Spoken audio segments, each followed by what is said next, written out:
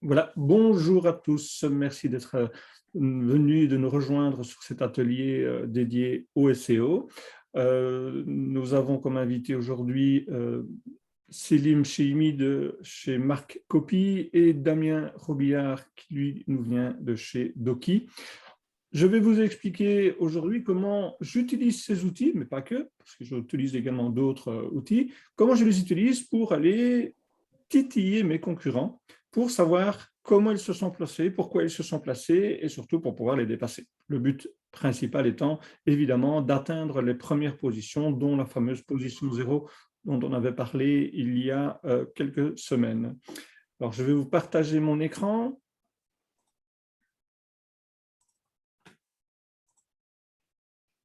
Voilà. Donc, tout d'abord, le principal, c'est donc d'arriver, oui, je suis arrivé ici dedans, c'est d'identifier les concurrents. Alors moi, un des outils que j'utilise de plus en plus pour identifier les concurrents par rapport à un mot-clé, c'est tout simplement, je vais d'abord choisir un mot-clé que je vais placer dans la requête ici de l'outil Doki. Donc, à noter, et ça je vous le renverrai, que Doki offre un petit cadeau à tous nos participants. Donc là, c'est le code Jean 15, si j'ai bonne mémoire, et Jean 25, si vous êtes en mode team, en équipe. Ici, on va donc placer un mot-clé qui peut être, par exemple, fabrication, et on peut ajouter tous les termes que l'on veut. On va prendre, dans ce cas-ci, par exemple, fabrication panier, et on va demander à l'outil de nous trouver les déclinaisons, les associations et le volume de recherche de ces produits, de ces termes. Et donc, en analysant les volumes, on va évidemment s'orienter sur les termes les plus recherchés. On ne va pas essayer de se positionner sur un terme qui est très, très peu positionné. On va aller ici, on va aller rechercher ce produit. Ici dedans, là je vois déjà qu'il y a par exemple un position 0, donc c'est le premier que je vais tenter évidemment d'aller contrer ou d'aller me rapprocher. On va voir éventuellement des also asked, parfois des images, mais également des réactions, donc des résultats naturels. Et donc, via Doki, on va essayer d'aller analyser qui sont ses concurrents. Donc, si on se base sur ce mot-clé-ci, mais je vais prendre une requête un peu plus large, c'est surtout pour vous montrer comment fonctionne ici le système de recherche, donc avec les étoiles, on va avancer vers un thème. Dans ce cas-ci, moi j'avais pris, puisque c'est le thème de cet outil-ci, j'ai pris donc la requête comment analyser la concurrence SEO. Alors, analyser la concurrence SEO, c'est toujours bien de le connaître. J'ai fait ici, par exemple, comment analyser les concurrents SEO. Il y a évidemment les AdWords. On voit qu'il y en a un qui est très pointu, qui se trouve ici, c'est SEO Quantum, qui bénéficie d'une énorme notoriété web, évidemment. Mais alors que mon article a que quelques jours, j'ai déjà réussi à me positionner ici en 5-6e position et dès que j'aurai fait le nécessaire, je pourrai atteindre probablement le top 3, voire la position 0 si j'obtiens suffisamment de backlinks. Alors, l'outil Doki a plusieurs avantages pour identifier la force des concurrents.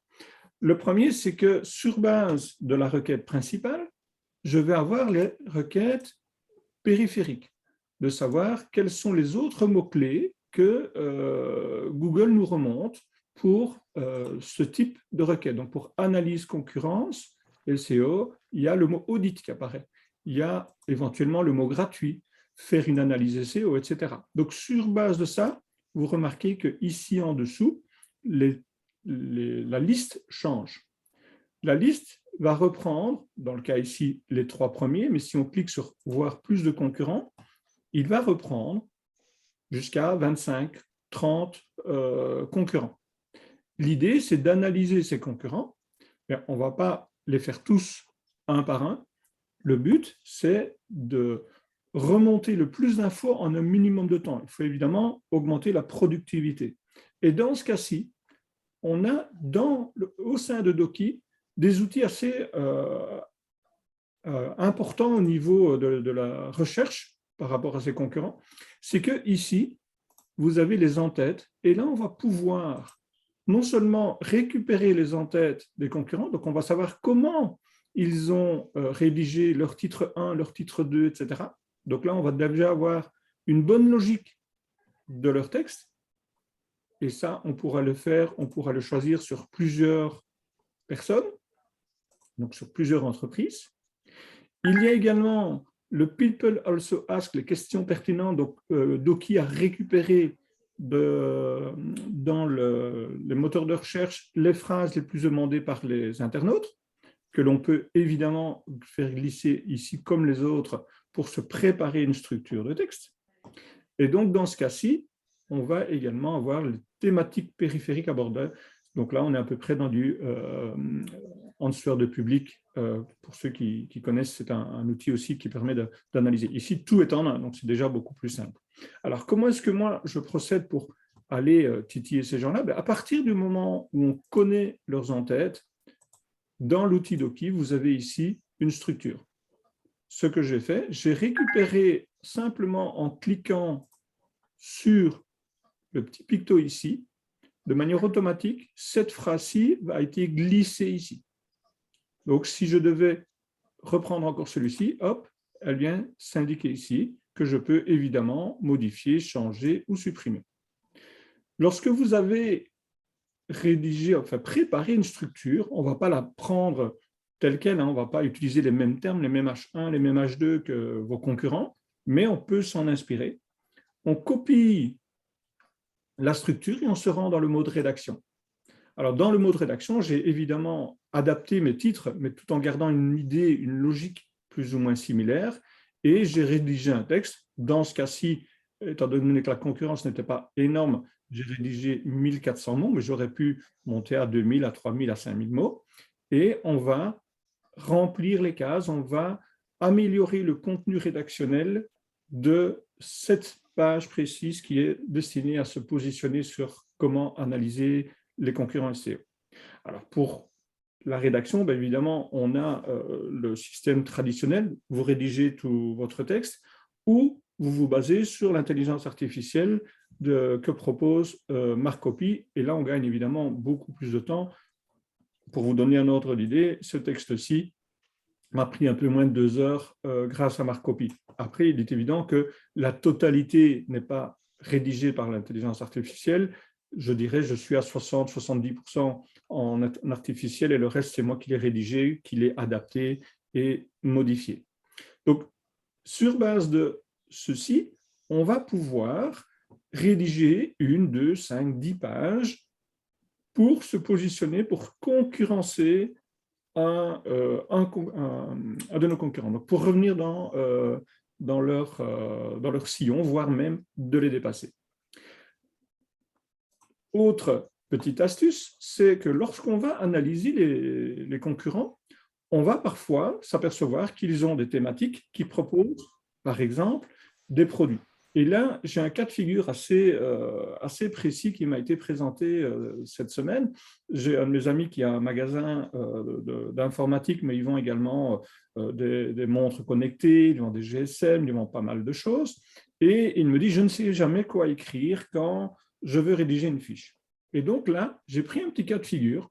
Donc voilà son site. Donc c'est Laborissing, on va le citer, c'est un petit gars ici du côté de Wanze. J'ai trouvé le titre de son article, et là je m'aperçois, il n'a pas de texte. Mais qui dit pas de texte, dit évidemment peu, voire pas de référencement. Donc sur base de ça, j'ai recherché les sites qui présentaient cette montre-là, et je suis tombé sur cet article-ci. Donc là, on est carrément chez le fabricant, et chez le fabricant, on a tout un ensemble d'indices complémentaires, avec des données complémentaires. Le nom du fabricant, les applications dédiées, la garantie, etc. etc. Et donc, qu'est-ce qu'on va faire? Comment va-t-on utiliser ceci pour aller contrer ce concurrent-là? Donc là, on est dans un cas précis. Bien. Marcopy y a pensé. Il a créé un template qui est template. il est où mon article de blog? Je vais le retrouver. Voilà, description produit. Voilà.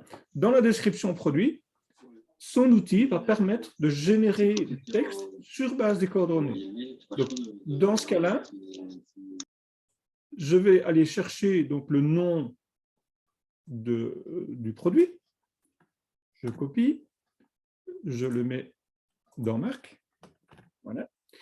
Ici, on va faire une description. Ah oui, on est limité en nombre, et là, le mot vert n'avait pas vraiment d'utilité. On va mettre une petite description du produit.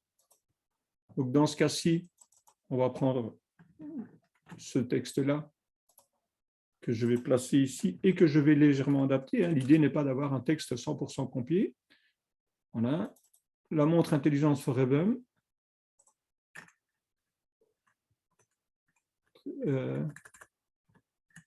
Très apprécié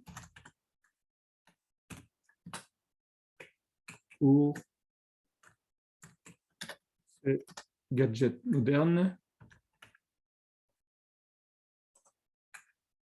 Je vais supprimer ceci et dans les mots-clés, je vais ajouter à la mode. Je fais Enter. Je vais marquer également montre intelligente. On a ici tout un ensemble de données. Donc, sur ce site-ci, on a tout un ensemble de données.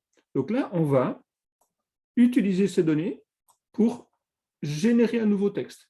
Donc, dans ce cas-ci, livré dans une boîte. On est toujours dans les exemples, évidemment. Fabricant, donc fabriqué par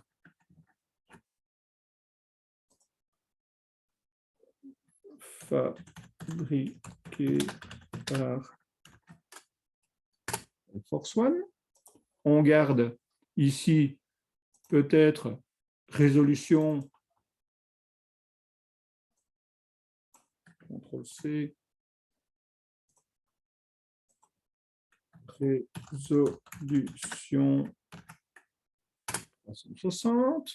Et de cette manière, donc, vous allez vraiment optimiser, enfin préparer le texte, voilà, la génération de texte via cet outil.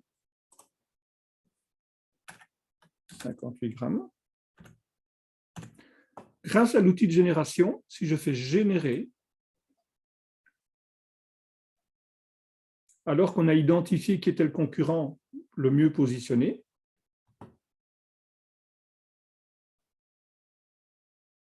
après quelques instants, vous voyez ici, Marc vous a donné 3, 4, 5 types de textes exploitables. Donc, dans un premier temps, on peut prendre ce texte-ci, et là, vous pouvez le relire. Le texte, il est quand même relativement déjà très bien structuré. Moi, ce que je vais faire, je vais reprendre ce texte-ci et je vais le ramener éventuellement dans Doki, qui, sur base du terme que l'on avait choisi, dans le cas-ci, on aurait pris monde, et si les concurrents avaient une centaine, voire 200, voire 500 mots sur leur fiche produit, on va pouvoir améliorer, sur base de la structure de leur contexte, de leur contenu, ce texte-ci. Alors, petite astuce qui se trouve chez Doki également, c'est que dans voir les données, on va également analyser la force des concurrents. Ici, c'est sur base de pages spécifiques, où là, malheureusement, on est vraiment sur des volumes relativement importants.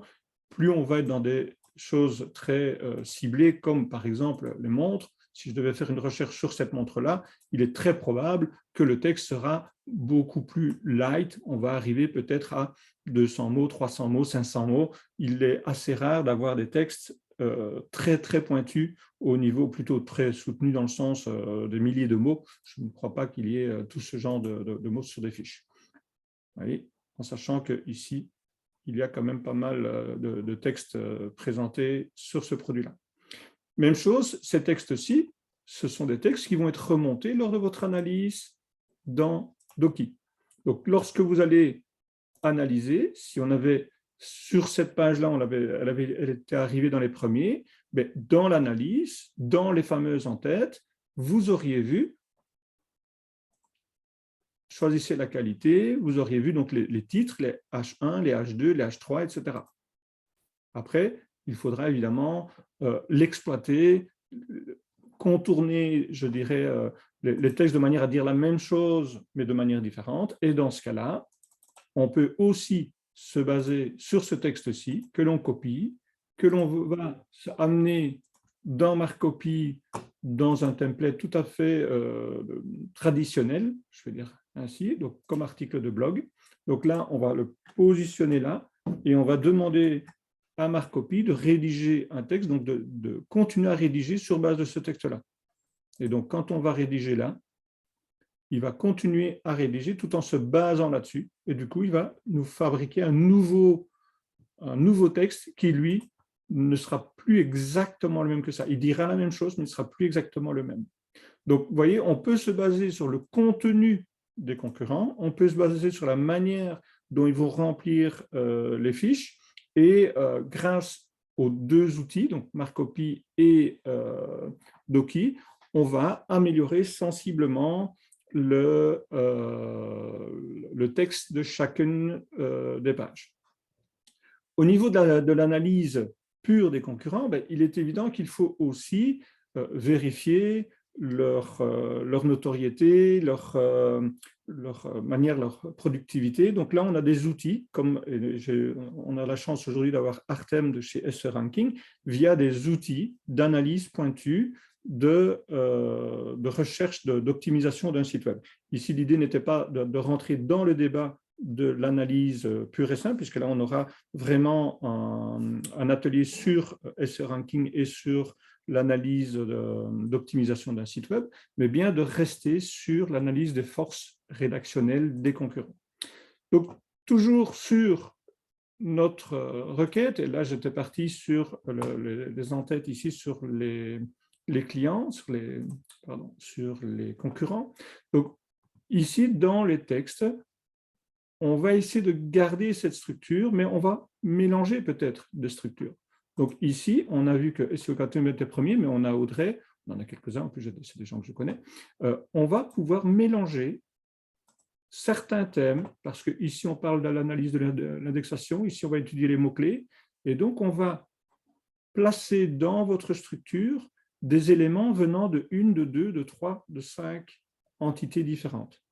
Ça permet aussi, dans le cadre de cette analyse, de préparer, sur base des titres que vous aurez identifiés, peut-être de préparer une structure pour un éventuel cocon sémantique. Donc, un cocon sémantique, c'est une stratégie qui permet de générer 10, 20, 30, 50 pages avec des éléments de plus grande profondeur pour avoir une idée commune, donc un mot-clé qui serait la page mère, le thème central, qui va être appuyé par d'autres thèmes périphériques. Donc là, ce sera aussi des idées de stratégies rédactionnelles que vous pourrez mettre en place. Sur ce, je vais passer la parole à mes deux compères, à Damien, entre autres pour commencer, puisque Marc, lui, ce sera plus dans le cadre de la rédaction web, et Damien va nous expliquer également comment lui peut aussi, grâce à son outil, vous proposer des astuces pour analyser et se positionner sur les requêtes des concurrents. Damien, je te laisse 2 petites minutes la parole. Ouais, merci beaucoup Jean et merci pour ces explications et cette description, ces astuces, comme toujours très pertinentes. Du coup, j'en profite parce que là, on était vraiment sur des contenus intrinsèques, donc on était vraiment sur visualiser la concurrence sur des sujets que vous allez rédiger, sur un article de blog que vous pensez faire. Il faut savoir aussi que, d'ailleurs, Jean parlait de stratégie de rédaction. Quand vous faites une stratégie de contenu, quand nous, par exemple, au sein de Doki, on fait des stratégies de contenu pour nos abonnés, qui servent in fine à faire des calendriers éditoriaux, parmi les 3 étapes qu'on fait dans une stratégie de contenu, il y a la première étape, c'est l'entretien business pour savoir quel est le produit, quelle est la valeur, quelle est l'expertise qu'il faut mettre en avant lorsqu'on produit du contenu sur votre site. Qu'est-ce qu'il faut mettre en avant? Parce que il faut déjà songer à ça au départ quand on se positionne. C'est aussi ça le sujet. C'est qu'est-ce que vous avez à vendre, qu'est-ce que vous avez à apporter à vos prospects et à vos clients. Sur la deuxième étape, ça va être l'audit SEO de votre propre site parce qu'il faut savoir quel contenu fonctionne déjà à l'heure actuelle. Ça sert à rien de tout effacer. Il faut aussi performer sur ce qui fonctionne bien et puis il faut voir aussi ce qui fonctionne pas bien et du coup le corriger. Donc ça, c'est important de faire un audit SEO. Et la troisième partie, c'est l'audit de la concurrence. Donc je vous parle de ça parce que du coup, c'est pour vous montrer que l'audit de la concurrence, c'est aussi un moyen de savoir où on est à l'heure actuelle et de savoir où on veut aller. Si vous, en fait, vous faites pas d'analyse concurrence SEO, en clair, c'est comme si vous avancez à l'aveugle sur vos articles de blog. C'est comme si le lundi matin, là, on est lundi 21 mars, et vous vous dites, tiens, je vais écrire un article sur tel sujet parce que je pense que c'est tendance. En fait, c'est très dangereux de ne pas savoir où on est, de ne pas se positionner par rapport à ses concurrents, parce que vous n'êtes pas seul sur le marché. Donc, il faut toujours savoir qu'est-ce qui fonctionne bien, qu'est-ce qui fonctionne pas bien chez vos concurrents, qu'est-ce qui fait que vous avez un écart avec tel ou tel concurrent, qu'est-ce qui fait que vous avez peut-être parfois une avance. Parce que parfois, vous êtes leader de votre marché, mais il faut aussi savoir pourquoi vous êtes leader de votre marché, qu'est-ce qui fonctionne bien. Parce que, en fait, sinon, c'est complètement aléatoire et c'est vraiment relativement dangereux. Donc, une analyse de la concurrence, ça vous permet vraiment, ça fait partie de nous, ce qu'on appelle un audit de la concurrence. Tout à l'heure, on a vu le mot audit qui revenait sémantiquement sur Doki par rapport à analyse concurrence SEO. C'est important. C'est important de savoir, en fait, qu'est-ce que vous valez actuellement en termes sémantiques sur Google par rapport aux autres concurrents. Et parfois, si vous n'avez pas de site, si vous ne lancez pas, c'est aussi important de savoir que vous êtes à l'étape 0 tout simplement et de savoir quel concurrent est le plus atteignable. Voilà. Donc ça, c'est le premier point.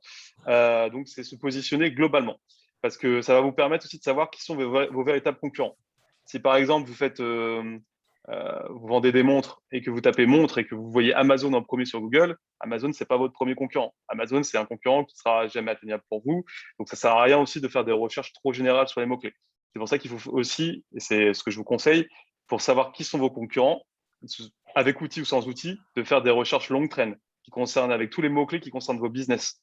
Donc, par exemple, moi, si je vends des produits français, par exemple des montres, mais que je le fais faire par des artisans français, ce que je vais faire comme mot-clé, comme recherche, ça va être le mot montre, mais ça va être aussi artisanat français, pour montrer en fait la valeur, la plus-value ajoutée à ça. Et ça va me permettre aussi de voir qui ce qui ressort du coup sur Google et de pas tomber forcément sur Amazon, mais tomber sur mes vrais concurrents. Il y aura moins d'informations, moins de métriques, mais ce seront des informations dont la valeur sera meilleure, car ça va me permettre de comprendre qui sont vraiment ceux qui vendent les montres faites par des artisans français. Donc c'est aussi important en fait de se fixer, de voir qui sont ces véritables concurrents et du coup, face à vos vrais concurrents, de vous fixer des objectifs. Qui au bout de 6 mois, qui au bout de 12 mois, vous voulez dépasser. Parce que ce n'est pas Amazon que vous allez dépasser au bout de 6 mois, c'est clair et net. Par contre, il y a des concurrents qui sont devant vous, qui sont aussi derrière vous. Et il faut savoir, au bout de 6 mois, au bout de 12 mois, après tout le contenu que vous allez produire, où sont les positions? Quels sont devenus vos concurrents entre-temps? Quel est le changement de position? Qui a gagné des places? Qui en a perdu? Parce que ça va permettre aussi de savoir, au bout de 6 mois ou 12 mois, qu'est-ce qui a fonctionné dans votre stratégie de contenu. Quel contenu a été performant pour vous? Quel contenu a été performant pour vos concurrents? Et du coup, d'adapter au fur et à mesure. Parce que par exemple, je reprends cette image d'avancer dans le vide. Quand vous allez utiliser Doki, moi j'aime bien dire que Doki, c'est un peu comme une boussole. Ça vous permet de vous donner les meilleurs insights, les meilleures metrics, les meilleures informations, pour arrêter avec les anglicismes, les meilleures informations pour optimiser votre contenu. Ça va vous indiquer une direction. Mais après, peut-être que vous allez devoir réadapter votre direction en fonction des nouvelles tendances, en fonction de vos concurrents. Et c'est ça qu'il faut voir tous les 6 mois, tous les 12 mois. Il faut aussi faire un peu du monitoring. Il faut un peu regarder les résultats que vous obtenez et aussi ceux de vos concurrents pour voir qu'est-ce qui évolue et qu'est-ce qui fonctionne le mieux ou pas. Donc ça, c'est une manière très générale pour se positionner.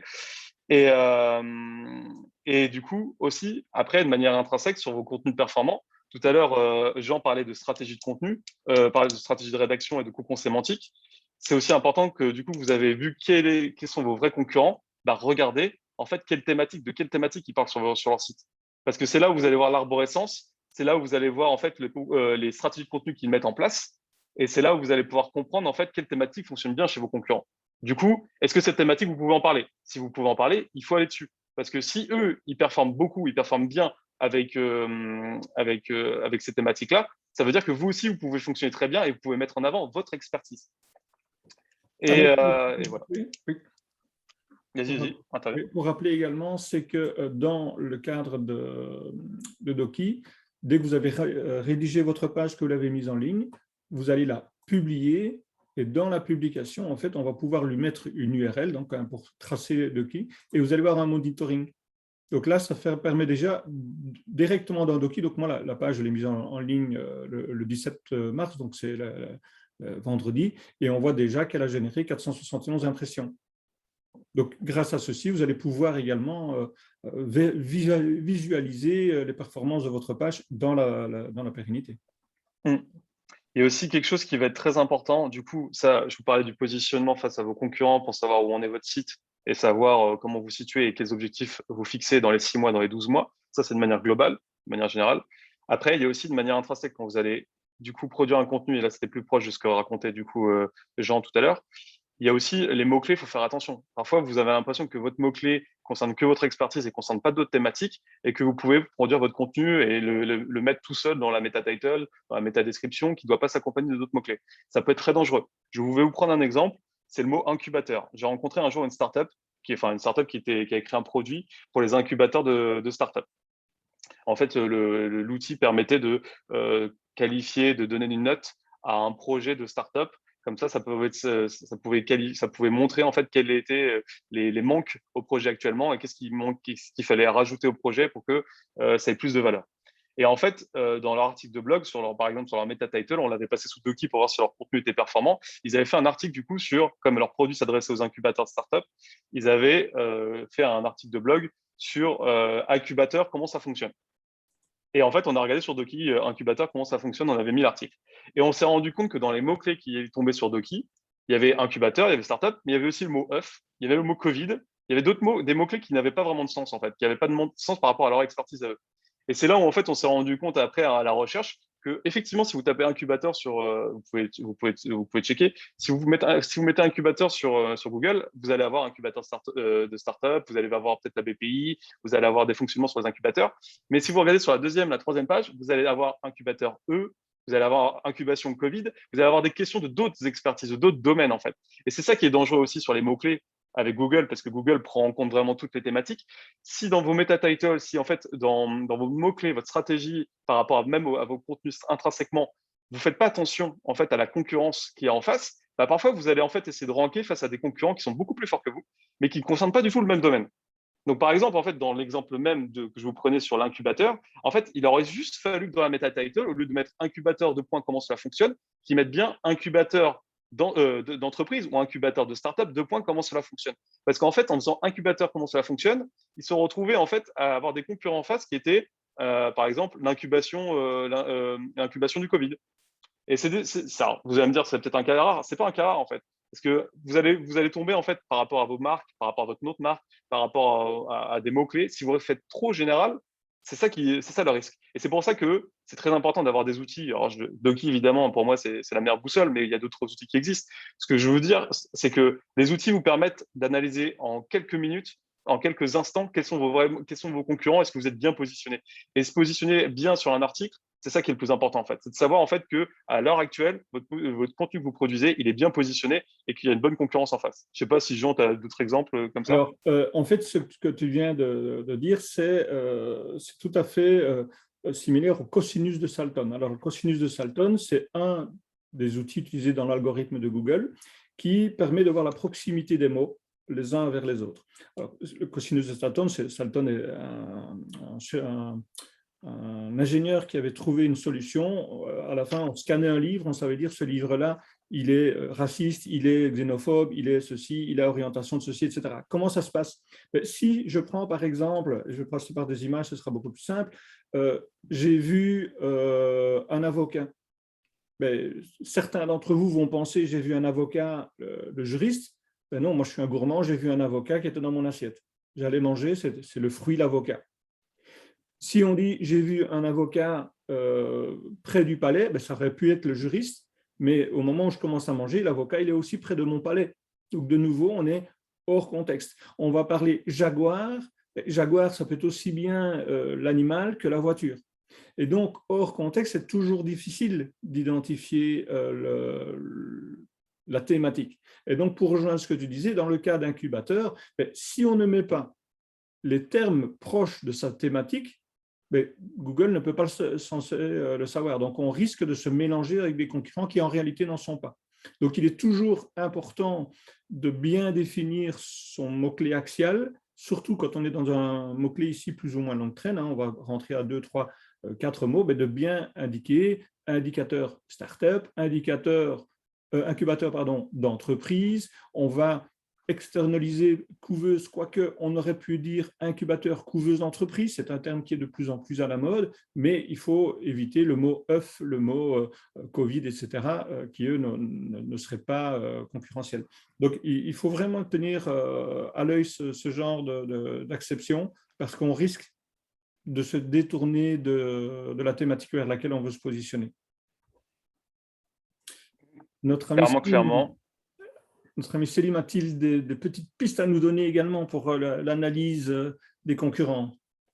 Bah, pareil, en fait, nous, par exemple, chez Marcopy, au tout début, on manquait énormément de structure, donc on n'avait pas fait ce travail d'analyse des concurrents, de vraiment organiser notre contenu, de savoir qu'est-ce qu'on allait poster, mais pas que. C'était vraiment là, ce qu'on a fait, c'est vraiment de définir qu'est-ce qu'on va poster, quel va être le titre, quel va être le mot-clé principal, quel va être le sommaire, et en fait, d'organiser, de faire ce travail en amont, de se dire, OK, bon, maintenant, je sais, dans les prochaines semaines, je sais exactement ce que je vais poster, je sais quel va être le titre, je sais quel va être le mot-clé principal, quel mot-clé je veux viser, parce qu'il y a tel concurrent et que je dois me positionner de cette façon.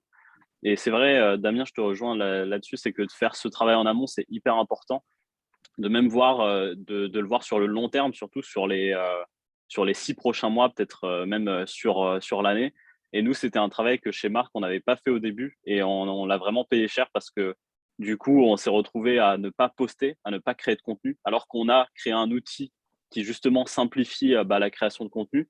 Et donc, on a vraiment réorganisé notre façon de faire du SEO, et on a commencé par déjà commencer par planifier nos contenus, donc quel type de contenu on allait créer, quels mots-clés on allait positionner. Et ensuite, justement, ce que vous pouvez faire, c'est une fois que, voilà, que vous faites cette analyse de la concurrence avec Doki notamment, et vous pouvez utiliser Marcopy pour rédiger beaucoup plus rapidement. Et il faut vraiment voir que c'est un outil qui se pilote. Donc, il faut qu'il y ait quelqu'un derrière. Il ne va pas tout faire à votre place. Et Jean l'a très bien montré, c'est que derrière, c'est un assistant de rédaction, et qui peut vraiment vous accompagner dans votre stratégie de contenu sur le long terme. Donc, voilà, si vous voulez. Ensuite, c'est vraiment en fonction de votre équipe. Donc, si vous avez une personne en charge de la rédaction, peut-être qu'elle va pouvoir concevoir un article par semaine, peut-être deux, mais Marcopy va vraiment l'accompagner à ce qu'elle puisse rédiger beaucoup plus rapidement. Ça va lui donner des idées. Elle ne va pas partir d'une page blanche voilà, à chaque début d'article. Donc, ça va lui donner des idées de titres en fonction du mot-clé principal. Et c'est là que Doki peut vraiment aider, parce que, en fait, Doki va vous donner du coup les occurrences des mots-clés, la sémantique, et Marc va vous aider du coup à accélérer la rédaction, à concevoir du contenu beaucoup plus rapidement. Donc voilà, l'interaction entre ces deux outils est vraiment top. Et là, ce qu'on a sorti, on l'a sorti d'ailleurs aujourd'hui, c'est à la version 3 de Marc. Donc là, vous pouvez collaborer entre équipes, et vous avez un même espace de travail pour toute votre équipe, et c'est gratuit pour inviter toute votre équipe. Et ça permet vraiment voilà, d'accélérer sa stratégie de contenu, de dire, bon, il y a telle personne qui va être en charge de ce contenu-là avec le mot-clé principal là. Il y a cette autre personne qui va être en charge de ce contenu-là avec ce mot-clé principal là. Et il y a les deux personnes qui vont travailler sur un même document, parce que c'est un guide de 5000 mots, et que là, voilà, ça prend énormément de temps à créer. Faut se concentrer sur la qualité de l'article. Et donc, voilà, Marcopy, c'est vraiment un assistant de rédaction, et tout le contenu que vous allez générer avec l'IA est unique, et c'est un contenu qui vous appartient. Et ça, c'est vraiment la force de l'outil. C'est que, bien sûr, il faut repasser sur le contenu. Il va pas toujours être parfait, mais en tout cas, il vous aide à trouver l'inspiration, à pas démarrer d'une page blanche. Et voilà, et surtout à tenir sur le long terme, parce que nous, c'est un vrai problème qu'on a eu. C'est déjà, bon, on n'avait pas les outils comme Doki pour s'organiser, pour organiser tout notre contenu et se dire, bon, voilà, va falloir placer tel mot-clé. Et ensuite, vu qu'on n'avait pas cette organisation-là, on ne pouvait pas utiliser Marcopy au mieux pour rédiger beaucoup plus rapidement. Donc vraiment, l'interaction entre ces deux outils, c'est le meilleur à faire, quoi. OK. Alors moi, je vais rebondir également, puisqu'on est toujours dans le côté comment est-ce que je vais utiliser mes concurrents. Ce qu'il sera intéressant de faire, donc là, on revient dans l'outil de conception qui a listé tous vos concurrents.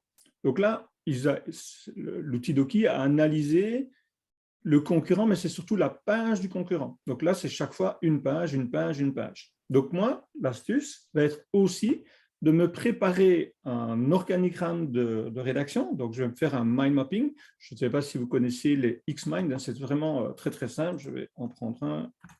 Donc, Xmind, je vais prendre celui-ci, par exemple. Donc, ça, c'est des Xmind que j'ai créés pour des clients. Donc, un Xmind permet de définir la stratégie que l'on va placer. On va amener vers telle page, qui amène vers telle page, qui amène vers telle page, etc., etc. Donc là, je prépare mon organigramme de rédaction. Et donc, sur base de ceci, je sais que ces pages-là sont les premières à réagir sur ce mot. Et on l'a vu tout à l'heure, on peut analyser chacune des pages par rapport aux entêtes qu'elle a utilisées. Mais, comme je suis un petit filou, je me dis, ben c'est bien en soi, mais ce n'est peut-être pas suffisant. Donc, qu'est-ce que je vais faire? Je vais accéder à cette page. Je vais aller sur cette page et je vais affiner mon raisonnement. Donc, en affinant mon raisonnement, je vais simplement demander la liste de toutes les pages. Donc, on va mettre site 2 points. Donc là, il va résumer la liste de toutes les pages, dans lequel je vais aller un peu plus loin, je vais dire in title. Donc là, je dis dans tous les titres, je veux que tu me mettes le mot-clé qui était mon mot-clé principal, hein, analyse concurrence. Donc je vais dire in title, analyse concurrence. Donc là, je ne parle pas d'analyse SEO, pardon, puisque ce mot-clé est partout dans le site de SEO Quantum. Donc ici, par contre, j'ai réussi à identifier les 3 pages, 4 pages qui parlent de l'analyse concurrentielle. Donc il y a celles qui étaient positionnées évidemment dans la liste, mais on en voit d'autres. Et dans ce cas-là, ces pages-là, je vais aussi pouvoir les analyser parce que celles-ci n'ont pas été remontées dans Doki, puisqu'elles n'étaient pas considérées comme numéro 1. Mais il y a tout à fait possibilité d'aller trouver de nouveaux termes, de nouvelles locutions, de nouvelles idées de rédaction web. Et vous voyez, celui-ci, il est quand même assez long. Hein. En général, SEO Quantum, ils font de très, très beaux textes. Même chose ici. Parfois, on aura des côtés redondants. Donc là, il faut y penser aussi. Et donc, grâce au système de mind mapping, de par ici, de par cet outil, je vais fermer les concurrents, voilà, de par cet outil, on va analyser les différents termes H1, H2, H3, qui vont nous donner peut-être des mots-clés, par exemple, mots-clés dérivaux. Et quand on va créer notre mind mapping, ben, on va créer sa structure rédactionnelle. Alors, ça peut être, dans un premier temps ici, c'est la rédaction d'un seul texte, mais sur base de ça, on va dire, je vais créer un texte sur les mots-clés rivaux, un texte sur les concurrents Google, un texte sur la notoriété. Et donc, sur base de ça, on va se créer un cocon sémantique dans lequel on parlera de la notoriété, mais avec un lien vers analyse concurrence SEO. Et donc, ce nombre de pages plus important, là on parle de 20, 30, 50, 60 pages dans certains cas, qui ont tous une thématique presque commune, mais avec des mots-clés axiaux différents, va faire monter en puissance la totalité du site, en ce compris l'amélioration de positionnement sur cette requête, si c'est celle-ci qu'on a pris comme étant page mère, mot-clé mère, le terme que l'on veut lui donner. Et là, on part dans du cocon sémantique avec du cross-linking, donc des liens entre les pages placés sur des mots-clés intéressants vers le haut, donc vers la page principale, mais également entre les pages entre les différentes pages sur lesquelles on a rédigé. J'espère bien me faire comprendre. C'est vraiment une nouvelle technique qui, enfin, elle a déjà quelques années, hein, c'est Laurent Borelli qui l'avait imaginé, qui permet d'avoir des résultats assez exceptionnels en référencement. Voilà. Est-ce que vous avez des questions? Parce que je n'ai pas vu passer, mais je n'ai pas accès ici, moi, Ah, au chat. s'ils ont des questions, ils peuvent l'écrire de toute façon dans le chat, hein, ou ils peuvent prendre enfin, ouais, ils peuvent l'écrire dans le Vous chat. venez de prendre la Juste, parole. je voulais rajouter parce que dans la partie du coup rédaction là, si du coup tu peux y aller Jean en même temps. En fait, j'oublie tout, enfin je le dis tellement souvent que je l'ai pas mentionné, mais c'est vrai qu'il faudrait par contre que tu fermes la liste des objectifs parce que je veux montrer en fait la liste des mots clés. Doki, c'est vraiment l'outil français le plus poussé sur les mots clés. Et sur les mots-clés là qu'on voit à droite, avec le nom, du coup, ça c'est classé par ordre d'importance. Donc on voit que pour analyse concurrence SEO, SEO c'est le mot le plus important, analyse c'est le second mot le plus important, quoi, ainsi de suite. Et qu'on indique le nombre de fois où doit apparaître le mot. Donc si c'est vert, c'est bon, et si c'est gris, c'est pas assez, c'est sous-optimisé. Et si c'est rouge, c'est sur-optimisé. Pourquoi c'est fondamental? Parce qu'en clair, Doki analyse en une minute les 270 premiers résultats sur ces mots-clés-là, sur analyse, concurrence et SEO. Et du coup, ça vous indique en fait ce que vous ne pouvez pas le faire humainement, mais du coup, l'algorithme Doki vous permet de le savoir. Quels sont les mots-clés qui doivent apparaître dans vos contenus pour dépasser vos concurrents? Ça se base en fait sur votre concurrence à l'instant T. Et donc, c'est ça qui va vous faire que vous allez performer aussi, parce que là, on parlait du coup des astuces et tout ça. Là, c'est ça, c'est quelque chose que vous ne pouvez pas faire vous-même. Et du coup, c'est pour ça que parfois des outils comme Doki sont des outils qui sont incontournables pour vous parce que vous voulez être performant, vous voulez gagner du temps. On en parlait la dernière fois dans les derniers ateliers avec du coup avec Selim que nos outils, que ce soit Doki ou Marcopy, sont des outils qui font gagner du temps et qui du coup sont rentables parce que justement quand vous gagnez 1 à 10 heures par mois sur la production de votre contenu, bah, c'est ça qui fait que du coup votre temps est gagné, du coup les outils sont rentabilisés. Là par exemple, ça c'est quelque chose que vous ne pouvez pas faire. Faire une liste de mots pour savoir quels sont les mots-clés les plus importants et le nombre de fois où ils doivent apparaître pour dépasser vos concurrents, ça, vous ne pouvez pas le faire humainement. Bah, Doki vous permet de le faire. Donc ça, je tenais quand même à le dire. Et autre chose que je voulais rajouter qui n'a rien à voir, c'est l'optimisation de contenu. C'est une étape centrale dans la production de contenu optimisé, c'est sûr.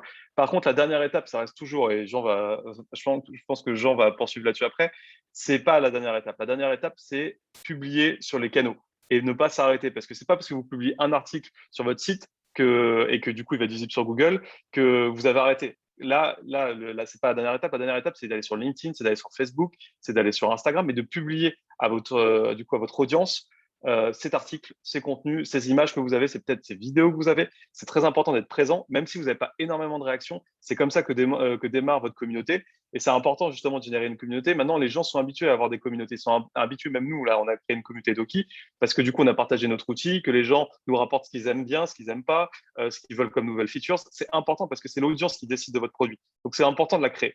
Et aussi, du coup, comme on parlait de l'audit de vos concurrents, il y a l'audit de concurrence SEO, mais il y a aussi, du coup, l'audit de la concurrence par rapport aux réseaux sociaux. C'est de savoir où vos concurrents publient. Et du coup, c'est la dernière étape à faire aussi par rapport à l'analyse de vos concurrents. C'est de regarder vos concurrents, ils sont sur Facebook, ils sont sur Instagram, ils sont sur Twitter. Vous n'êtes pas sur Twitter.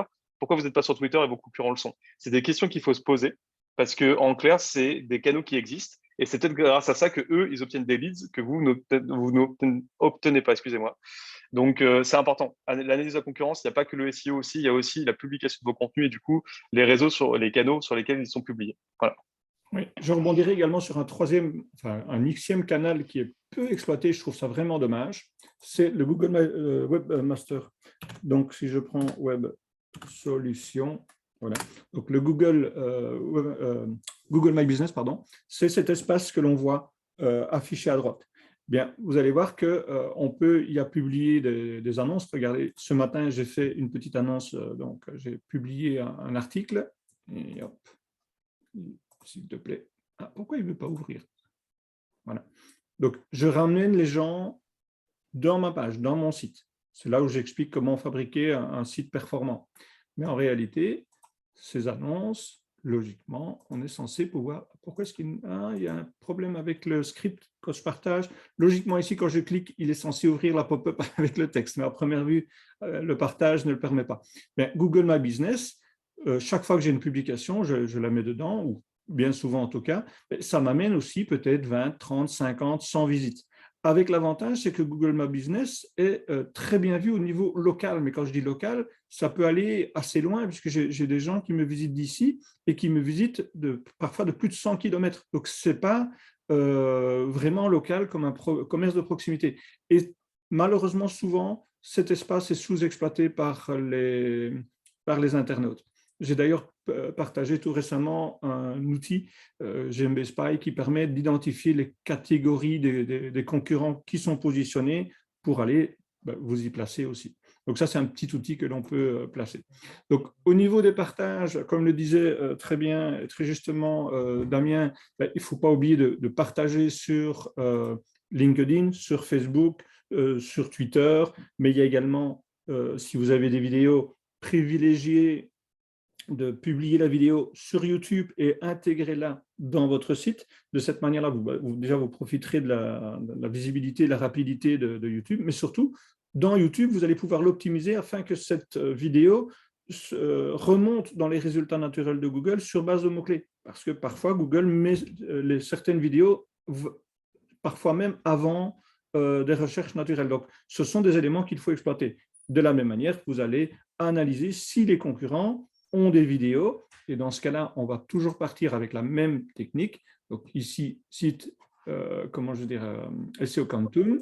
Là, je ne vais plus rechercher in title, mais je vais simplement dire quelqu'un qui parle d'analyse, et là, je vais aller dans vidéo pour voir s'il a des vidéos, et effectivement, je vois qu'ils ont des vidéos.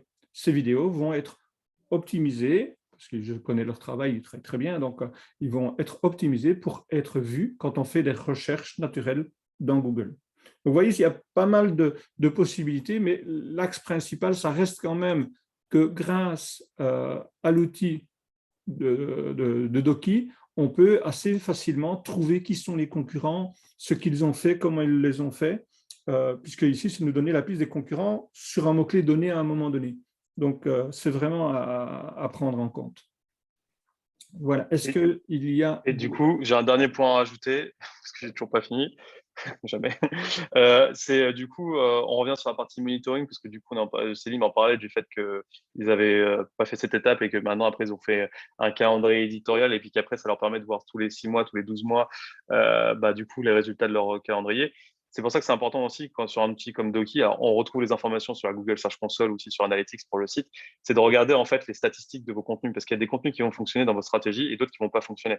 Et ça qui va vous permettre aussi de savoir en fait sur telle période, quel contenu a rapporté, a fait le plus d'impressions, a fait le plus de clics. Justement, ça permet aussi de voir, par exemple, s'il y a énormément d'impressions, mais peu de clics, ça veut peut-être dire que vous n'arrivez pas à convertir, que vous n'arrivez pas à vous faire comprendre par votre expertise. Donc, ça peut aussi mettre en exergue, ça permet de comprendre en fait les dysfonctionnements qui peuvent être liés aussi à votre positionnement, quoi. Et c'est ça qui est important aussi dans le monitoring, c'est de regarder, là, on est en mars, jusqu'en septembre, on va publier 30 contenus, et sur les 30 contenus, on va voir quel contenu a le plus fonctionné, quelle thématique a le mieux fonctionné. Ça va vous permettre de conserver cette thématique, et les thématiques qui n'ont pas fonctionné, peut-être dans 6 mois, d'en changer. Alors que vous aviez prévu de le faire dans l'année, c'est pas grave. Il y a des choses qui ont fonctionné, d'autres qui n'ont pas fonctionné. Dans la vie, c'est comme ça, hein. Il y a des choses qui fonctionnent, d'autres qui ne fonctionnent pas. Il ne faut pas s'alarmer. Il faut juste essayer de savoir, en fait, est-ce que je suis au bon endroit au bon moment? C'est ça, c'est toujours cette question-là, se positionner. Et parfois, vous n'êtes pas du tout au bon endroit, peut-être pas du tout au bon moment. C'est pas grave. Il faut juste prendre la bonne décision et savoir axer vers la bonne opportunité, la bonne direction. Et c'est aussi important parce que le business évolue très rapidement, de plus en plus rapidement, et surtout sur Google. Et du coup, il peut y avoir des tendances qui naissent. Et du coup, si vous faites aussi, si vous ne checkez pas tous les 3 mois, tous les 6 mois ce qui se passe, vous allez peut-être passer à côté d'opportunités, de nouvelles tendances que vos concurrents, eux, vont prendre. Et c'est là où, en fait, vous allez perdre du potentiel business. Et c'est ça qu'on veut, c'est savoir se situer, savoir en fait ce qui se passe dans votre business en temps réel, quoi. Et c'est pour ça qu'un monitoring vraiment sur le long terme, une veille continue, c'est ce qu'on appelle, et c'est important. C'est important parce que, ça va vous apprendre à améliorer votre contenu, l'optimisation de votre contenu et de savoir comment le rendre plus performant. Et ça va aussi peut-être vous permettre d'obtenir de nouvelles opportunités commerciales. Je rappelle néanmoins qu'il est important que votre site soit de qualité. J'ai parfois des personnes qui me disent j'ai fait ce que tu m'as recommandé, on a fait des textes, on a fait tout ce qu'il faut, mais ils n'ont pas les résultats escomptés.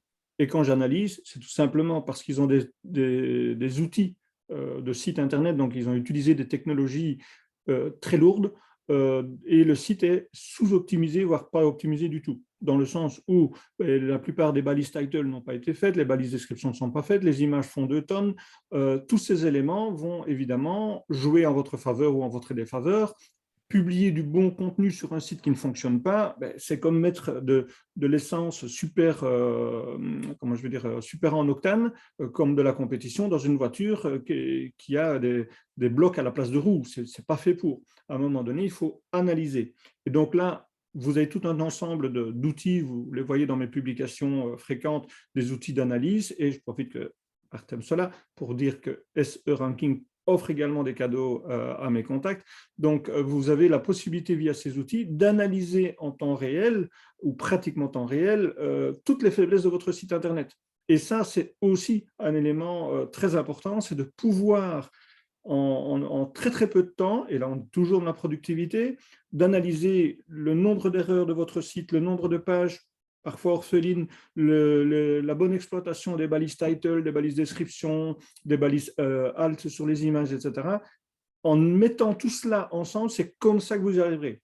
Et toujours dans l'analyse des concurrentiels, quand on fait l'analyse de son site à soi, on sait aussi analyser le site de ses concurrents. Et là, on va aller piocher, grâce à ce ranking, on va aller piocher qui sont les backlinks, donc ceux qui créent la notoriété de vos concurrents. Donc ça, ce sera le cadre d'un prochain atelier, c'est de aussi identifier les backlinks qui augmentent cette notoriété. Voilà, je pense que nous avons fait le tour principal de cet atelier. Est-ce que vous avez des questions?